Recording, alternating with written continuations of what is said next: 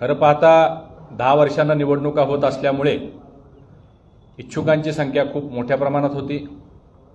गेल्या 10 वर्षांमध्ये तिन्ही पक्षांच्या प्रमुख नेत्यांनी, प्रमुख पदाधिकाऱ्यांनी आणि कार्यकर्त्यांनी या निवडणुकीसाठी अफाट मेहनत केलेली होती। आम्ही जास्तीत जास्त तिन्ही पक्षाच्या पदाधिकारी कार्यकर्त्यांना न्याय देण्याचा प्रयत्न केलेला आहे। तरीसुद्धा जे उमेदवारी ज्या लोकांना आम्ही पदाधिकाऱ्यांना देऊ शकलो नाही, इच्छुकांना देऊ शकलो नाही, त्यांची मी सर्व व्यासपीठाच्या वतीनं दिलगिरी व्यक्त करतो। कोल्हापूरच्या इतिहासात पहिल्यांदा ही महायुती होत असताना एक अभूतपूर्व उत्साह आणि आत्मविश्वास घेऊन आम्ही तिन्ही पक्ष या निवडणुकीला सामोरं जाणार आहोत।